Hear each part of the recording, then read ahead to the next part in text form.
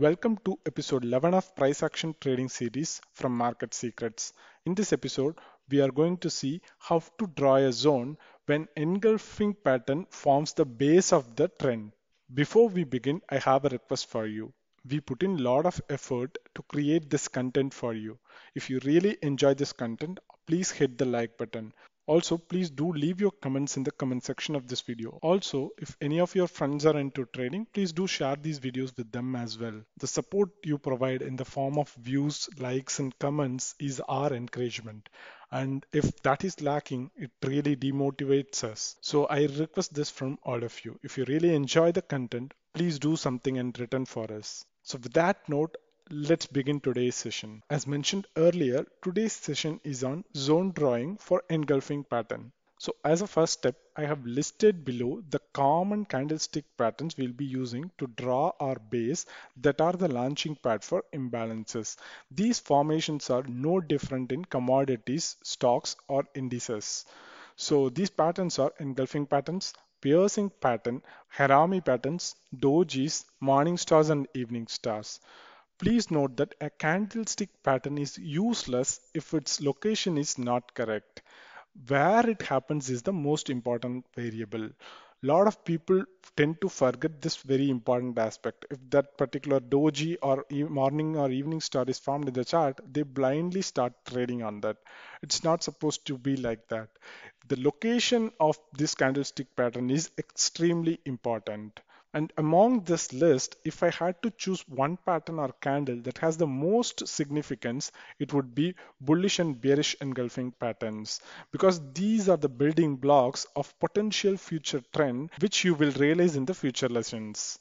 So there is an important notice here. I didn't invent these candle names. They were chosen a long time ago by those who created and translated these patterns. You can call these patterns as haramis, piercing, tetris, XYZ. It doesn't really matter. They are all part of peaks and valleys, swing highs and swing lows, and pauses, which is nothing but CPs, that is continuation pattern. That is all we want and need to know. You can call these patterns by any name that will not affect your trading decisions or understanding of your rules. It's just irrelevant. We just need to understand what is going on at these swings. Their names won't change what is going on or what could possibly happen at those formations. Do not get obsessed with these candlestick patterns. You must understand what is going on at valleys or peaks and CPs. That is all. You must understand the logic behind it. If the definition of these candlestick patterns slightly differ from what you have learned or understood so far, please don't lose any sleep over it. It's just irrelevant. Be flexible and try to understand the logic and dynamics in these patterns, and what is even more important, where these candlesticks are happening. In this lesson, we'll be focusing on first of the three most common candle patterns we see on a base, which are engulfing patterns, piercing patterns, and haramis. And as mentioned earlier, we will see the first of these three common candlestick patterns, which is engulfing pattern. So what is an engulfing pattern? We have discussed this multiple times. What are engulfing bars? An engulfing bar formation consists of at least two candles where a second candle completely engulfs the previous one. The signal that engulfing bar formation provides depends on whether the second bar is bearish or bullish, either reversal or a continuation. So engulfing patterns, like all the candlestick patterns, have many different looks, and as a rule of thumb, an engulfing pattern is defined as a candle that closes higher than the previous candle's body high. That is for bullish engulfing, or lower than previous candle's body's low, which is true for bearish engulfing. If it closes above the high rather than above the body, or below the low rather than the below the body, then engulfing pattern will be even stronger. The candle that engulfs the prior candle shouldn't be a 50% candle. So let's see some important aspects of engulfing pattern. First one is time frame.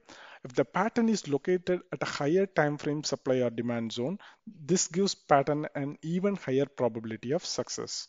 So higher the time frame this formation happens, the better it is. Number two, just like I mentioned a minute ago, the ERC candle needs to engulf the previous candle's body. So the candle that forms this engulfing pattern should be an ERC candle. The shadows, which is nothing but tails or wicks, doesn't need to be engulfed. But if that happens as well, that's even better. Of course, the opposite is true for bearish engulfing pattern. Number 3. More than one candle can be engulfed. However, the minimum requirement is 1. Number 4. Once the engulfing happens, if the preceding candle has a tight base and is not a 50% candle, then it gives the pattern much more odds. We will discuss about this later. And number 5, as highlighted before, engulfing candle should be an ERC candle and not a 50% candle with a solid body. You can find more information on these patterns by getting a copy of one of many Steve Nielsen's book on candlestick patterns. Be careful though, you can get lost among so many different formations. You might fall into a trap in a never-ending loop where obsession will kick in and you will see the reversal patterns everywhere on the charts. We just need a few, so don't panic. I would like to mention another note here. Engulfing patterns are very common on CPs, which is nothing but your continuation patterns that we have discussed in the earlier sessions. So moving on, how to draw engulfing patterns in a mechanical way. Let's see it in detail with bullish engulfing pattern as an example. So the first step is to locate a basing area where the price has created a good imbalance. So you can refer our previous video and you can try to find a basing area. And number 2, you need to find a bullish ERC candle that closes above the basing bars. Again, refer to the previous video to understand this better. Step number 3, the bullish candle must close above previous candles open or close. This is nothing but an engulfing formation, as simple as that. And number 4, if there are several candles at a base with similar open or closes around the same price area, then engulf could cover them all. So if there are multiple candles at the base, the engulf should cover all those candles as well. And number 5, if one of those basing candle is at a different height above the previous basing candle engulfed, then skip them and only take into account the ones at the same level.